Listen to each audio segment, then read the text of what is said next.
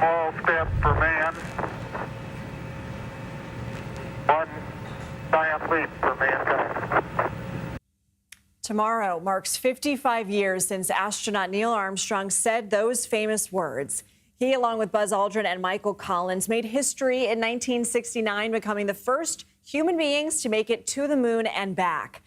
On that day, nearly half of America's 57 million TVs were tuned in to watch Walter Cronkite on CBS. He famously said he was, quote, speechless after the landing. And NASA's Johnson Space Center in Houston is naming a building after mathematician Dorothy Vaughan today. She was involved in the Apollo program and was featured in the movie Hidden Figures. Derrick Pitts joins us now. He's the chief astronomer at the Franklin Institute. So good to have you with us. What is the legacy of the Apollo 11 landing? Well, the legacy of the Apollo 11 landing is it's really our first foray into space as human explorers. And that opened the door to further explorations of the solar system, mostly with robotic spacecraft. But as we can see in the current NASA missions, the Artemis mission, that will be a return to the moon, that's going to grow into, eventually, an expedition out to Mars. So it's a long legacy.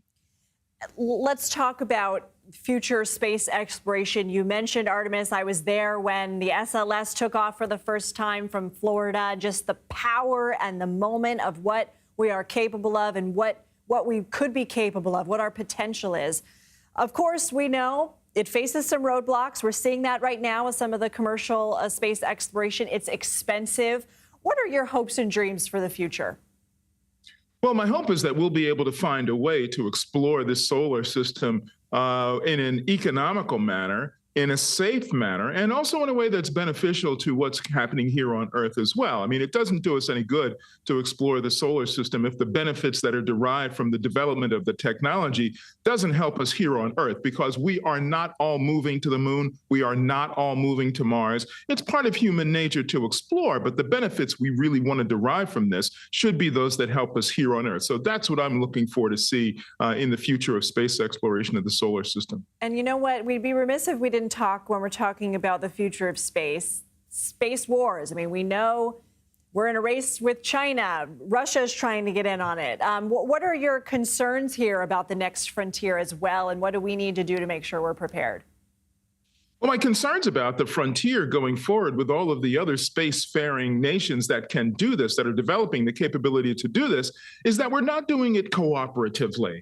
I mean, it's a dangerous environment. We all need to do what we can to minimize the risks for all of us, but we need to stay away from the side of this that looks at a military option or the consideration of this as a military exploit, because that's not going to benefit any of us that are trying to explore the solar system or accessing space because we have the industrial might to do so.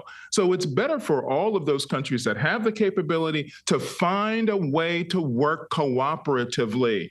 Working towards a military end is not going to help any of us. Let's talk about mathematician Dorothy Vaughan. What impact did she have? I mean, she was NASA's first African-American manager. It's easy sometimes to think about, you know, how far we've been, but we have to think about those trailblazers as well. How important is it to honor her?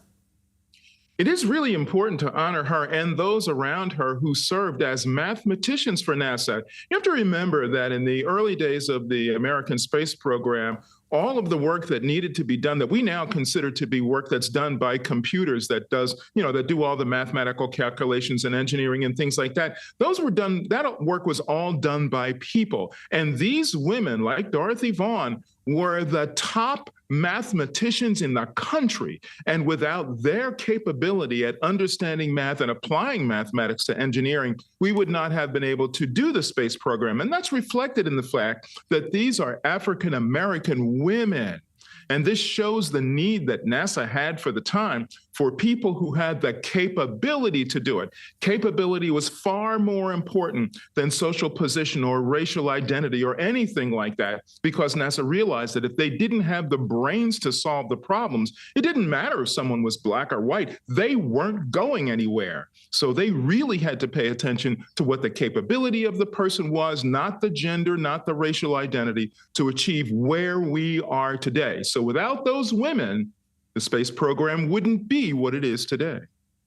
Well said. We'll leave it on that note. Derrick Pitts, thank you so much for your time. Good to see you. My pleasure. Thanks for having me.